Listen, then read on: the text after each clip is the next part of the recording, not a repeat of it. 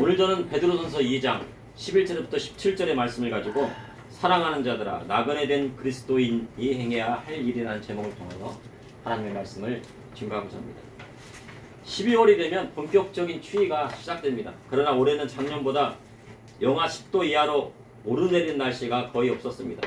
그래서 겨울임에도 다른 해에 비해 포근한 날씨를 보이고 있습니다. 우리 교회는 식물이 잘 자라고 있습니다. 어느 해인가 영하 15도까지 내려가는 날이 있었습니다. 그런데 교회에 창문을 열어놓고 가서 식물이 다 얼어 죽은 적이 있었습니다. 다육식물이나 선인장은 추위에 약한 것 같지만 그래도 영하로 내려가지 않으면 잘 사는 편인데 영하 10도 이하로 내려가는 날씨가 오게 되면은 극한 추위에서 잎과 뿌리가 얼어 죽게 됩니다. 그래서 이럴 때는 최대한 물을 적게 주어야 얼지 않는다고 합니다. 겨울이라고 물이 필요할 것 같다고 물을 많이 주게 되면은 뿌리나 잎이 얼어 죽기 때문입니다. 날씨가 추워지면 걱정인 것은요, 거리에 노숙하는 사람들입니다. 건강의 문제나 알코올 증후군으로 고통을 받거나 사업에 실패하여 가족과 떨어져 노숙하는 경우도 있습니다. 여러 사람들이 있는데 그 사람들은 각각 다 사연이 있습니다. 사연이 없는 사람들이 없습니다. 사연이 있어서 노숙을 하게 됩니다. 그리고 우리 주위에는 따뜻한 사랑을 필요로 하는 사람들이 있습니다. 보육원에 있는 아이들이 사회복지기관을 통하여 먹고 자고 학교 다니고 대부분 그런 모든 것들을 지원금을 받습니다. 학교에 등록금부터 해서 먹는 거, 입는 거 모든 것을 다 나라에서 정부에서 지원해 주지만 그들에게 부족한 것이 있다면 관심을 가져주는 사랑이 필요합니다. 지금은 뭐 먹고 자고 입고 그 다음에 학교 가는 거 다 해주지만 고등학교까지 그런데 그들에게 더 해줘야 할 것은 사랑이 필요한 것입니다. 자신이 사랑받는 존재라는 것을 깨닫는 순간 희망이 생기는 것입니다. 그래서 날이 추워질수록 주위에 어려운 분들이 없는지 찾아보고 관심을 가지고 도움의 손길을 보내는 것이 중요합니다. 그리고 도움의 손길을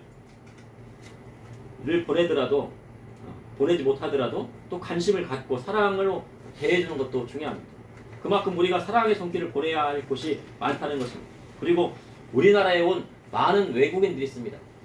저희 동남아에서도 오고 파키스탄에서도 오고 네팔에서도 오고 대부분 외국인 노동자는 우리가 하기 싫은 힘든 일이나 땀 흘리는 일을 하고 있습니다. 그래서 우리가 하기 싫은 일은 다 누구한테 시킵니까? 외국인 노동자들이 하고 있어요. 근데 우리가 해야 될 일인데 그들에게 시킵니다. 그래서 우리나라에서 돈을 벌어 자기 나라의 가족에게 돈을 보낸다고 합니다. 가족을 사랑하고 땀 흘리는 사람에게는 우리가 관심을 가지고 사랑의 손길을 보내야 돼요. 외국인 중에서요, 이곳에서 벌어가지고 흥청만청 쓰는 사람도 있습니다. 막 핸드폰도 사고 막 술도 마시고 막 놀러 다니고 하는 젊은이도 있지만 이곳에서 돈 벌어가지고 어딜 다 보냅니까? 대부분 가족한테 보낸다는 거예요. 가족을 사랑해서 땀 흘리는 사람한테는 사랑의 손길을 보내야 한다는 것입니다. 이는 우리도 언제든지 이방인이 될 수 있고 나그네가 될 수 있기 때문입니다. 우리가 다른 나라에 가서 이방인으로 나그네로 살게 될 때 이전에 우리가 남을 긍휼히 여긴 적이 있었다고 하면 우리도 그곳에서 긍휼함을 받을 수 있기 때문입니다. 오늘 본문은 사도 베드로가 거류민과 나그네 같은 성도들에게 편지하였습니다.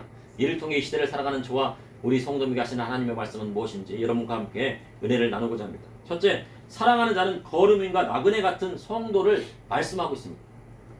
베드로전서 3장 11절에 사랑하는 자들아 거류민과 나그네 같은 너희를 권하노니 영혼을 거슬려 싸우는 육체의 정욕을 제어하라. 사도 베드로는 사랑하는 자들아 하며 성도들을 부르고 있습니다. 그럼 사도 베드로가 부르는 사랑하는 자는 누구일까요? 베드로전서 1장에 나오는 갈라디아, 갑바도니아, 도기아, 아시아, 비두냐에 흩어진 나그네 된 성도들을 말씀하고 있습니다. 그래서 거류민과 나그네 같은 너희를 권한다고 말씀하고 있습니다. 거류민이란 다른 나라에 사는 사람을 말하는 것입니다. 자기가 태어나고 자란 고향에서는요 어려움이 없이 삽니다. 막 동네 사람을 다 알잖아요. 그리고 부모님도 계시고 친척도 있으니까 어려운 일이 있어도 서로 돕고 삽니다. 그러나 남의 나라에 살게 되면 그곳에 있는 문화나 터세로 어려움을 겪게 된다고 합니다. 우리가 서울 살다가요 저희 시골만 가도요 시골 살기가 어렵다는 거예요. 왜 그러냐면 거기에 터세가 있어갖고요. 거기는 막 이장님들이요 막 터세를 부려가지고 막 살기 어렵다고 젊은 사람들이 얘기한다는 거예요. 그만큼 우리나라에 지방에 가도 어려운데 다른 나라에 가면 얼마나 어렵습니까? 때로는 생명이 위태한 일이 일어날 수 있다는 것입니다. 아브라함은 우상이 있는 갈대아 우르를 떠나 하나님께서 약속하신 가나안 땅으로 1600km가 넘는 먼 길을 떠났습니다. 그리고 그 중간 기착점인 하란에서 아버지 데라가 죽은 후에 가나안 땅으로 오게 되는데, 이 가나안 땅이 철저히 나그네 생활을 했었습니다. 이는 그가 그곳에서 나고 자란 곳이 아니기 때문입니다. 그곳에서 만약 나고 자랐다면 거기다 집을 짓고 거기다 농사도 짓고 막 그랬겠죠. 그런데 아브라함은 그곳에서 나고 태어난 곳이 아니기 때문에 어떻게 했습니까? 철저히 나그네 생활을 한 것입니다. 그럼 왜 나그네 생활을 했습니까? 그곳에서 자기의 신앙을 지키기 위한 것이었습니다.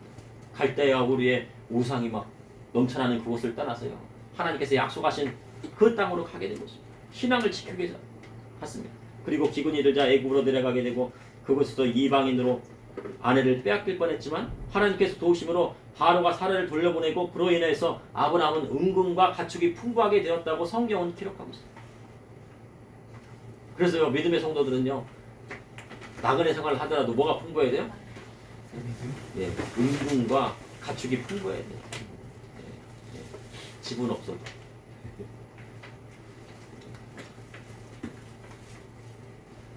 그것이 바로 하나님께서 주시는 축복입니다. 이처럼 아브라함이 철저히 나그네 생활한 것은 세상에 속하 살지 않기 위해서입니다. 나그네 생활한다고 해서요, 막 가난하게 살라는 것이 아니에요. 그 나그네 생활을 하는 그 이방 땅에서조차도 하나님의 말씀대로 살면서 풍요롭게 살고 나누어주고 베풀고 그런 삶을 살리라는 거예요. 아브라함처럼. 그래서 사도 베드로는 디아스포라 유대인으로 예수 그리스도를 따르는 신앙을 가진 자들에게 편지한 것입니다. 그런데 베드로는 그들에게 영혼을 거슬러 싸우는 육체의 정욕을 제어하라고 하셨습니다. 육체의 정욕에 대해서는 요한일서 2장 16절에 육신의 정욕, 안목의 정욕, 이생의 자랑 등을 이야기하고 있습니다. 정욕이나 마음속에서 일어나는 여러 가지 욕구를 뜻합니다. 그래서 육체의 정욕은 쾌락을 추구하는 무절제하고도 악한 것을 따르고 싶어하는 사람의 마음속에 있는 욕망을 나타내는 것입니다. 이에 더하여 거기에 뭐가 있습니까? 성적인 욕망도 있습니다. 하나님이 짝지어주신 남편과 아내를 버리고 다른 사람을 사랑하고 다른 사람을 흠모하고 다른 사람과 짝하여서 가늠하는 것, 그것이 바로 성적인 욕망인 것입니다. 그것이 바로 육체의 정욕입니다. 그리고 안목의 정욕이 있는데 눈에 보이는 것을 따르는 탐욕을 나타내는 육체의 정욕입니다. 사람이 눈에 보이는 것이 있잖아요. 막 사치하고 싶잖아요. 막 분에 넘게 살고 싶잖아요. 근데 믿음의 성도는 그렇게 하면 됩니까? 안 됩니까? 예, 분에 넘치도록 돈이 있어도 분에 넘치도록 하면 안 돼요. 하나님 뜻대로 살아야 됩니다.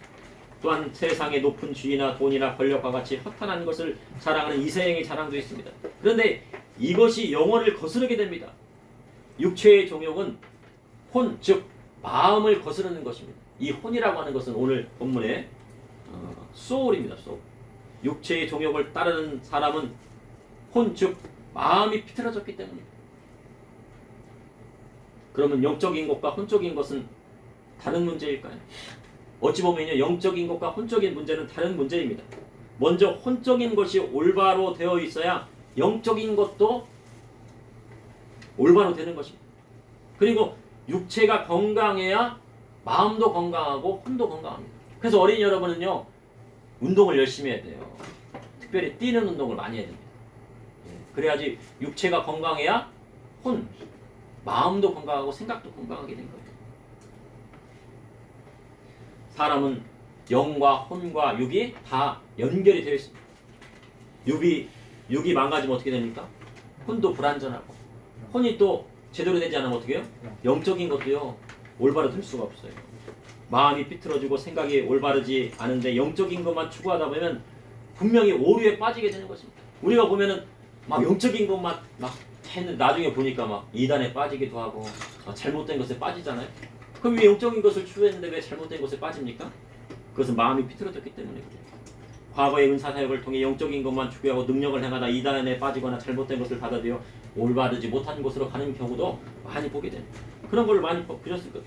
분명 영적인 것을 추구했는데 혼적인 마음이 올바르지 않으니 이단에 빠지게 되는 것입니다. 신천지에 왜 빠집니까?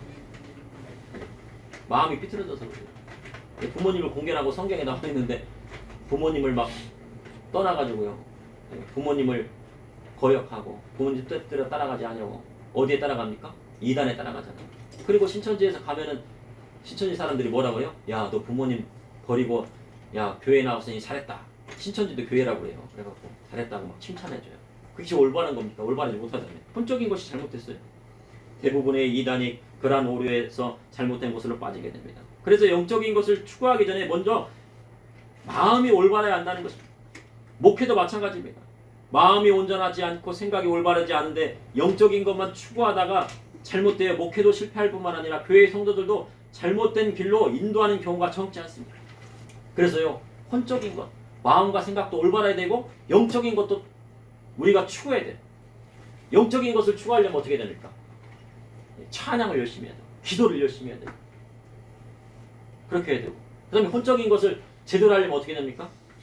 설교를 통하여서요, 올바른 인성을 가져야 되고요. 사람 됨됨이가 돼야 된다는 거예요. 사람 됨됨이가 안 됐는데 영적인 것만 쫓아가니까 어떻게 잘못되는 거예요.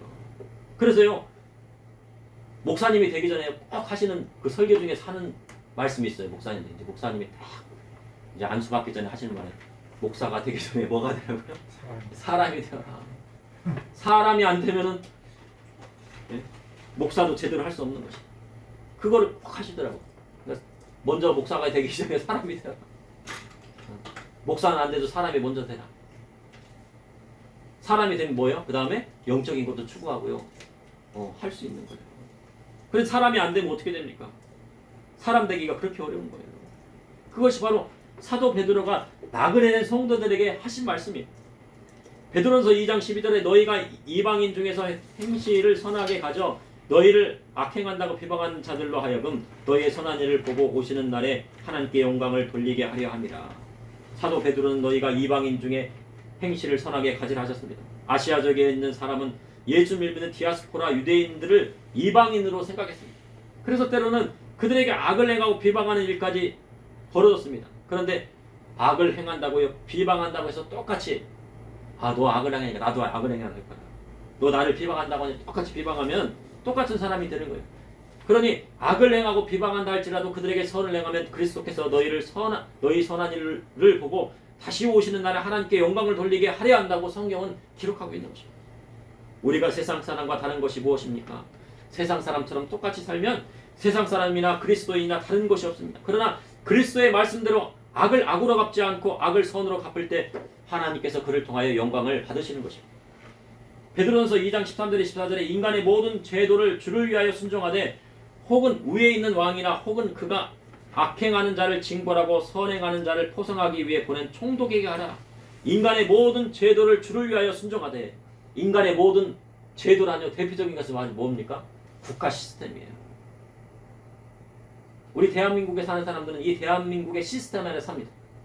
그리고 북한에 사는 사람은 북한에 있는 북한 정권의 김정은 정권에 있는 그 시스템 안에서 살게 되는 거예요. 대부분의 사람이 인간이 만들어 놓은 국가 시스템 안에 삽니다. 국가 시스템은 누가 만들었어요? 사람이 만들었죠. 그래서 그 국가 시스템이 올바르지 않으면 신앙의 자유를 가지기란 어렵습니다. 그런데 현재 우리는 자유민주주의 국가 시스템을 가지고 있습니다. 그래서 우리는 신앙의 자유를 누리고 사는 것입니다. 그런데 국가 시스템이 어떤 것이냐가 중요한 것입니다. 그러나 공산주의는 기독교 사상과 극을 이룹니다. 공산주의와 기독교는 함께 할 수가 없습니다. 그래서 철저히 공산주의자들은 기독교를 탄압하고 핍박합니다. 성경 안에 있는 자유주의 사상. 우리 아담에게 뭐를 주셨습니까? 하나님께서 자유를 주셨잖아요. 자유의지를. 자유롭게 생각하고 자유롭게 하나님을 믿고 그 사상을 주셨어요. 근데 자유주의 사상이 공산주의 국가에 들어가면 어떻게 됩니까? 공산주의나 사회주의가 무너져요. 그래서 기독교인들을 보면 어떻게 합니까? 잡아다가요 죽이는 겁니다. 그래서 우스갯소리요, 북한에서 죽고 싶으면 뭐를 들고 다니라고요? 성경책을요 오른쪽에다 끼고 다니면요 바로 잡아가가지고요 어디로 갔는지도 모르고 간다고 합니다. 정치범 수용소로 아마 끌려가는데 아우지 탄광 뭐 이런. 근데 정치범 수용소라는 말은 있지만 들어갔다 나온 사람이 없대요. 들어가면 못 나오는 곳이에요. 그래서 정치범 수용소라는 것은 있긴 있을 텐데 거기에 한 30만 명 정도가 들어있다는데 그렇다는 거예요. 중국에서는 어떤 겁니까? 티벳이나 신장 위구르. 신장 위구르는요, 저기 이란 사람하고 비슷해요. 눈이 파랗다고 그러더라고요. 근데 거기에 그 신장 위구르의 중국 사람들이 중국 공산당이 어떻게 합니까? 100만 명을 어떻게 해요? 수용소에 넣고요. 거기서 완전 인권 침해를 하고 있는 거예요. 왜요? 공산주의 시스템을요, 계속 지탱하기 위해서 그래요. 그래서 우리는 무엇을 따라야 됩니까? 자유민주주의를 따라하는 거예요. 요즘 홍콩 얘기가 나옵니까? 예? 뉴스에서. 옛날에는 홍콩이 막 잘 살고 뭐하고 막 경제적으로 인태가 하는데 지금은요, 중국이 공산당 시스템이 들어가니까 어떻게 합니까? 홍콩에. 예. 자유가 완전히 사라진 거예요. 그래서 우리나라는요, 자유민주주의를 따라야 하는 거예요. 그런데 자유민주주의를 버리고 공산주의나 사회주의 시스템으로 가려고 하는 무리가 있어요. 그래야 할 때는 어떻게 됩니까? 국가 시스템이 바뀌지 않도록 믿음의 성도들이 외쳐야 되는 거예요. 우리 어린 세대에게 공산주의 시스템이나 사회주의 시스템을 물려주면 되겠습니까? 그래서 믿음의 성도는 외쳐야 됩니다. 그리하자면 우리가 신앙의 자유를 얻지 못하기 때문입니다. 둘째, 사랑하는 자는 그리스도 예수 안에서 선을 행하는 자들입니다. 베드로전서 2장 13절에 인간의 모든 제도를 주를 위하여 순종하되 혹은 위에 있는 왕이라. 왕의 제도는 사무엘상을 보면은요, 하나님께서 왕의 제도를 만드신 것이 아닙니다. 하나님께서 만드신 것이 아니고 여호와께서 왕이심에도 이스라엘 자손이 세상의 왕의 제도를 따라 사람을 왕으로 세워달라고 애걸복걸을 했어요. 그래서 여호와 하나님께서 마지못해서 어떻게 합니까? 왕의 제도를 사무엘을 통해 설명하게 하고, 그래도 백성들이 어떻게 합니까? 그래도 왕을 세워달라고 해서 왕을 세워준 거예요. 그래서 사무엘을 통해 왕의 제도를 설명하고 사울을 왕으로 세웠습니다. 그러니 사울은 하나님의 세운 왕이 아니라 이스라엘 사람이 원해서 세운 왕이었어요. 14절에 혹은 그가 악행을 하는 자를 징벌하고 선행하는 자를 포상하기 위하여 보낸 총독에게 하라. 왕은 나라의 완정을 위하여 악을 행하는 자를 징벌합니다. 자기 정권을 지키기 위해서 어떻게 합니까? 자기 왕권을 지키기 위해서 악을 행하는 자를 징벌해요. 나라의 도둑이 들끓기 시작하면 나라가 혼란스러워지기 때문에 나라에 대한 통치가 어렵습니다. 그래서 악한 자를 징벌합니다. 그리고 선을 행하는 사람을 포상하기 위해서 보낸 총독에게 하라 하셨습니다. 다시 말해요. 하나님을 믿지 않는 왕이나 총독이라 할지라도 하나님 말씀대로 악을 행하는 자를 징벌하고 선을 행하는 자에게 포상하는 사람이라면 어떻게 합니까? 그에게 어떻게 하라고요? 순종하라고 하신 거예요. 그가 하나님을 믿지 않는 사람일지라도, 총독이나 왕일지라도 그가 악을 행하는 사람을 징벌하고 선을 행하는 자에게 포상하는 사람이라고 하면 그의 말을 들어라, 그의 말을 따라 주어라 하는 겁니다. 대통령이 종북 세력과 간첩을 척결해야 한다고 말했습니다. 근데 만약에 북한에 있는 세력들을 따라가고 간첩이 있다고 하면 어떻게 돼요? 어떻게 됩니까? 안 되잖아요. 우리나라에 있으면요. 있으면 안 되죠. 그리고 부정선거에 대한 의혹을 해소하겠다고 합니다. 그 대통령이 부정선거가 있다고 얘기하면은 대통령은 뭘 다 들어봐요? 국정원을 통해서요. 모든 정보들을 다 봐요. 어떤 일이 있는지. 국정원에 가면요. 별들이 있다고 합니다. 여기. 별들이 있어요. 별들이 몇 개가 있는데 그 별이 뭐냐면요. 나라를 위해서 싸우다가 많은 정보를 같은 걸 오고 그래 활동하다가 죽으면 거기에 별을 딱 뜨는 거예요. 별을 하나 딱 붙여. 근데 그 사람은 국정원 그 사람은 뭐예요? 이름도 없고 빛도 없이 별 하나만 딱 남는 거예요. 근데 이름도 안 써요. 근데 그런 국정원에 있는 사람들이 조사를 해가지고 딱 서버를 보고 시스템을 봤더니 뭐가 있었어요? 부정선거의 흔적이 보였다는 거예요. 그 대통령이 그걸 보고 수사를 해보고 싶었는데 조건이 안 된 거죠. 감사원이 감사를 하려고 해도 감사원 탄핵을 해서 못하게 하고 그랬다는 거예요. 그리고 마약사범이나 치안을 유지하는 데 힘쓰게 예산을 확보해야 되는데 그것을 못하게 되었다고 또 말을 했습니다. 트럼프가요. 이번에 대통령이 취임하면요. 캐나다와요. 멕시코를 그냥 가만히 안 두겠대요. 왜 그런 줄 아세요? 멕시코에는요. 미국에 마약이 들어오게 되는데 대부분이 마약이 멕시코에서 들어오는 거예요. 불법 이민자들이 막 가방 속에 막 이렇게 들어가서 그걸 또 퍼뜨리는 겁니다. 근데 그 마약이 어디서 왔습니까? 예, 중국에서 펜타닐이라고는요 아주 막 그냥 한 종목 조금 한 5천 원이면 사는 그런 마약을 멕시코에서 사가지고 그것을 어디다 들어오는 겁니까? 예, 미국으로 들어가니까 트럼프가 이번에 대통령이 되면서요 야 마약을 퇴치해야 되니까 그 마약을 어떻게 해요? 하겠다는 거예요. 근데 우리나라에서는 마약 수사도 못하게 하고 예산도 다 삭감한다면 어떻게 합니까?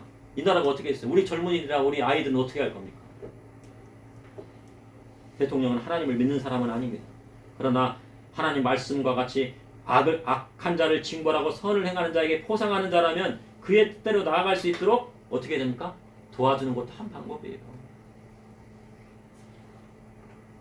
그런데 이번 대통령 탄핵에 대한 헌법재판소에 대한 재판을 생중계하지 않기로 했다고 합니다. 다른 탄핵 때는 어떻게 합니까? 지난번에 노무현 대통령이나 박근혜 대통령 때 탄핵 때는 생중계했습니까? 안 했습니까? 생중계했죠. 그런데 왜 이번 탄핵에서는 생중계 안 하려고 그래? 다른 탄핵 때와는 다르게 대통령이 재판에 직접 나오겠다는 거예요. 대통령이 직접 나와가지고 그걸 해명하겠다고 합니다. 그리고 재판에 직접 나가서 소명하겠다는 거예요. 대통령에 대한 탄핵 재판은 전 국민이 다 보고 판단할 문제인 것입니다. 그리고 부정선거에 대한 의혹은 선관위에 있는 서버를 감사하고 들여다보면 모든 문제가 끝나요. 이번에 더불어민주당의 그 김두관 전에 있던 김두관 후보라고 있어요. 김두관 의원이 있습니다. 예.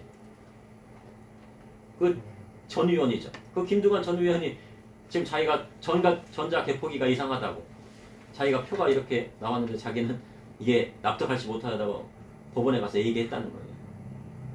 그러면 그런 이야기가 있으면 어떻게 합니까? 그것을 의혹을 해소할 수 있어야 되는 거예요.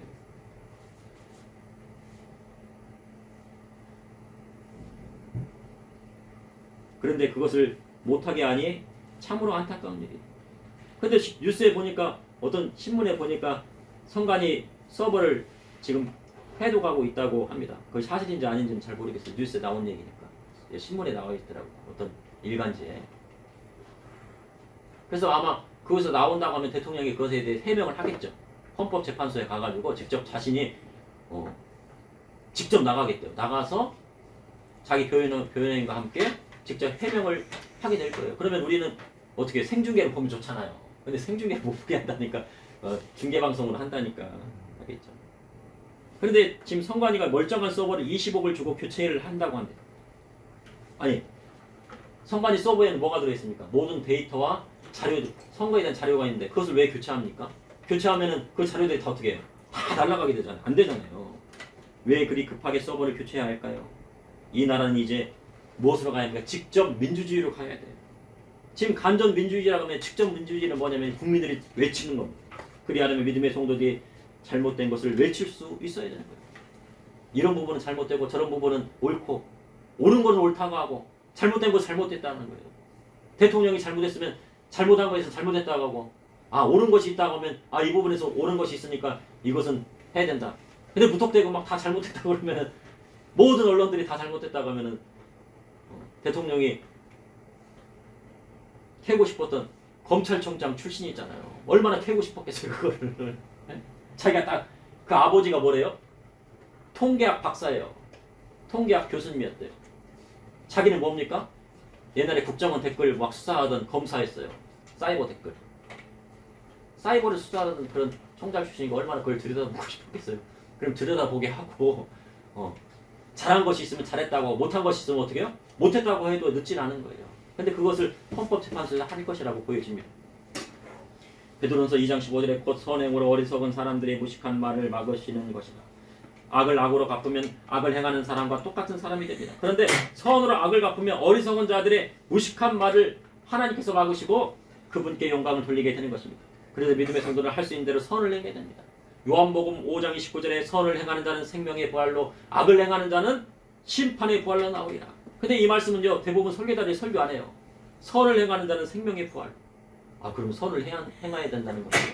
선을 행하지 아니고 악을 행하면 생명의 부활로 가지 못한다는 것인가? 예수님 믿어도? 근데 예수님 분명 말씀하셨어요. 선을 행하는 자는 생명의 부활로, 악한 일을 행하는 자는 심판의 부활로 나오리라고 하신 거예요.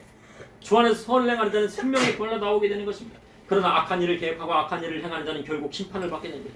다른 사람에게 사기치고 도둑질하고 간음 행하는 자는 결국 심판을 받게 된다고 하신 하나님의 말씀인 거죠. 베드로전서 2장 16절에 너희는 자유가 있으나 그 자유로 악을 가리는 데 쓰지 말고 오직 하나님의 종과 같이 하라. 믿는 자에게 자유가 있습니다. 실수로 죄를 지어도요. 하나님은 어떤 분이십니까? 국률이 많으신 분. 불쌍히 여기세요. 아, 너 실수해서 죄 졌지? 야, 막 울면서 회개하고 막 통에 자복했어요. 그랬더니 어떻게 합니까? 예수 그리스도의 이름으로 기도했더니 죄 사함을 받고요.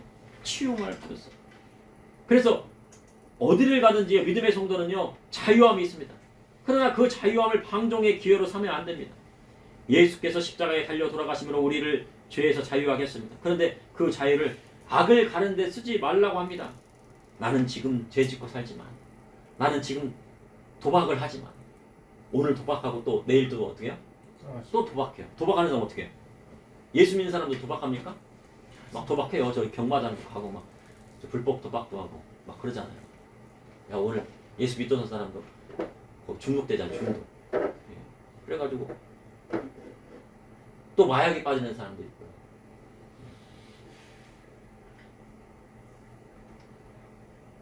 야, 오늘은 그냥 회개하고 가면 돼. 내일 가서 또 뭐 합니까? 또 도박. 간음하는 사람 어떻게 해요? 간음도 어떻게 해요? 습관적으로 합니다. 계속 간음. 간음해도 나는 예수님만 믿고 예수의 이름으로 회개하면 돼. 그것은 뭡니까? 결국 그리스도께서 주신 자유를 자신의 악을 가르는 데 사용하는 거죠. 그건 그런 자유함이 아니에요. 방조. 그래서 사도 베드로는 자유를 악을 가는 데 쓰지 말고 오직 하나님의 종과 같이 하라 하셨습니다. 셋째, 사랑하는 자는 하나님의 종과 같이 그분의 말씀대로 사는 사람입니다. 베드로전서 2장 16절에 너희는 자유가 있으나 그 자유로 악을 가리는 데 쓰지 말고 오직 하나님의 종과 같이 하라. 사도 베드로는 그리스도께서 주신 자유함을 오직 하나님의 종과 같이 하라 하셨습니다. 하나님의 종과 같이 하라신 뜻은 하나님의 종은요 그분의 뜻대로 살아가는 사람이에요. 종은 자기의 뜻이 앞서지 않고 오직 주인의 뜻대로 행하는 자입니다. 그럼 하나님의 뜻은 무엇입니까? 바로 17절에 뭇 사람을 공경하고 형제를 사랑하며 하나님을 두려워하며 왕을 존대하라. 뭇 사람을 공경하라 하셨습니다. 그래서 뭇 어른에게요 인사를 잘해야 돼요. 어린 여러분요 성공하려면 인사만 잘해도 성공해요. 네. 인사만 잘해도 막 성공. 인사만 잘하면요 아유 이 사람 사이 삼아야 돼. 네. 다른 거 안 봐요. 뭐요? 이 사람 막 너무 좋네 그냥 인사도 잘하고 친절하고 잘해줘. 사이 삼았으면 좋겠어.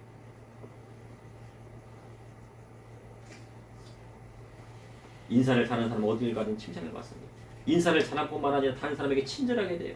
그리고 자기가 대접받고 싶은 대로 남을 대접하면요 어느 곳에 가든지 높임 받습니다. 그런데 뭇 사람을 공경하는 사람은 먼저 부모님을 공경하는 사람입니다. 부모님을 공경하고 효도하는 사람이 뭇 어른도 공경하게 되는 것입니다. 부모님을 공경하지 않은 사람은 회사나 직장에 가서도 사장님이나 상사의 말을 거역합니다. 그러니 직장에서도 실패하고 회사에서도 인정받지 못합니다. 대학 가서도 좋은 성적을 받지 못합니다. 대학 교수님은요 진심으로 존경하고 하나라고 배우려고 열심을 다하는 사람에게 교수님은 뭐를 줍니까? A뿔을 주세요. A뿔. 어린이 여러분 A뿔은 뭐냐면요 100점이에요. 100점. 그럼 A는 몇 점이에요? 90점 이상 있고 A뿔은 95점 이상인데 A뿔은 거의 100점이에요. 그런데 A뿔은요 교수님이 주는 점수입니다. 학생이 아무리 노력한다고 해서 그 A뿔을 받을 수가 없어요. A뿔 받아보셨습니까? 네, 받아보셨죠? A뿔은요 아무리 학생이 열심히 해도요 교수님이 주지 않으면 받을 수 없는 점수입니다. 교수님이 이 사람은 실력도 좋고 인성도 좋고 내 마음에 들어 내 제자야 하면 뭐를 주는 거예요? A뿔 주시는 거예요. 또한 하나님 뜻대로 살아가는 자는 형제를 사랑합니다. 마가복음 13장 12절에 형제가 형제를 아버지가 자식을 죽는 데 내어주며 자식들이 부모를 대적하여 죽게 하리라. 말세는 형제가 형제를 죽는 데 내어주고 그리고 아버지가 자식을 죽는 데 내어주고 자식들이 부모를 대적한다고 하고 있습니다. 주님 말씀하셨습니다. 이러한 일이 일어나는 원인이 무엇입니까? 현대사회에서 말세에 일어나는 현상이 일어나는 것은 대부분 무슨 문제 때문이에요? 돈 문제 때문이에요. 사람들이 돈을 사랑하기 때문에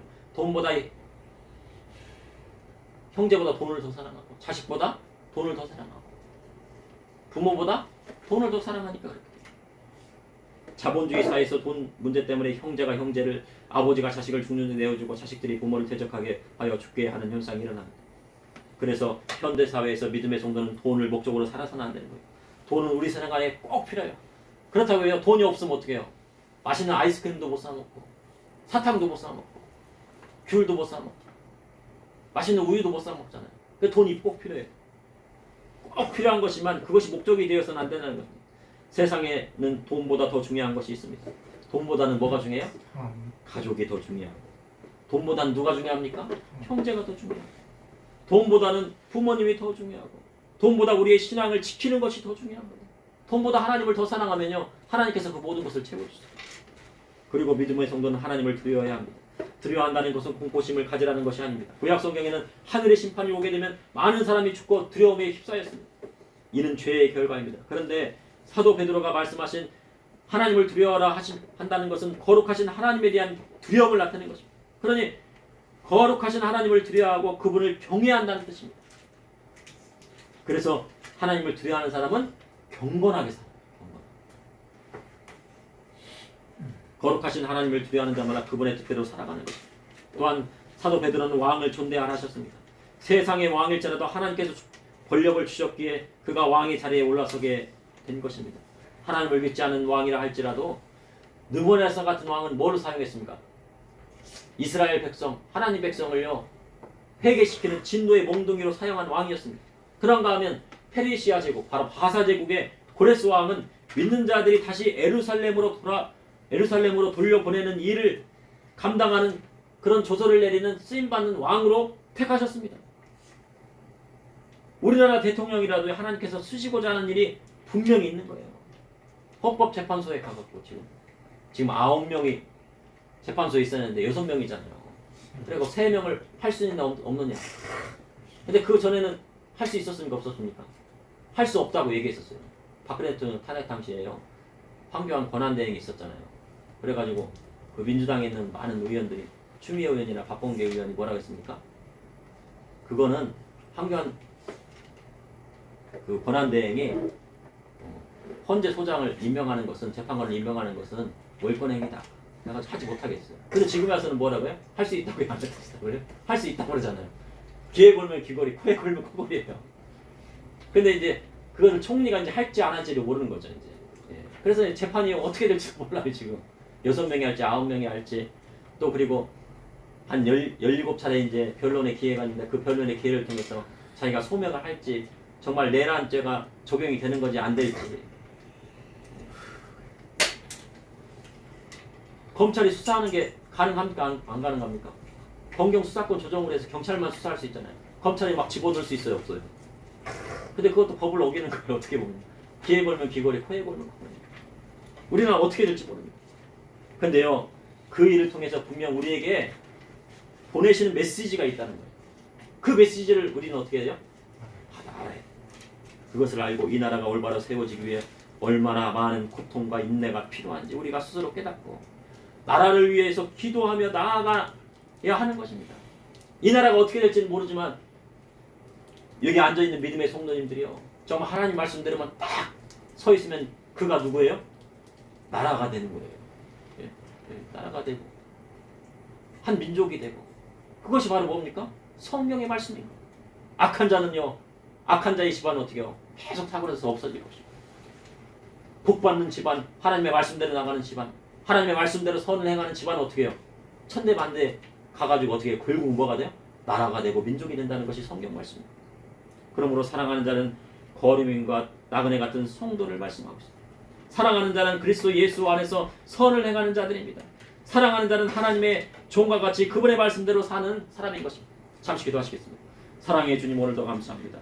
아버지 하나님, 나그네 된 삶, 거류민의 삶, 사도 베드로는 그들에게 하나님의 말씀을 증거했습니다. 아버지 하나님, 우리가 선을 행하는 자가 되게 하여 주시고 하나님의 말씀대로 나아가게 하여 주시고 이 나라 가운데 하나님의 정의와 공의가 선포되게 하여 주시고 모든 부정하고 모든 거짓되고 악한 것들은 다 사라지게 하여 주시고 오직 하나님의 법만이 우뚝 설 수 있도록 인도하여 주시옵소서. 저와 우리 성도님들 하나님의 말씀대로 살기를 원합니다. 그리스도의 복음의 말씀대로 살아 나라가 되고 민족이 되고 아버지 하나님 나라의 소망을 이 땅 가운데 이루기를 원합니다. 주님이 인도하여 주시옵소서. 예수님 이름으로 기도합니다. 아멘.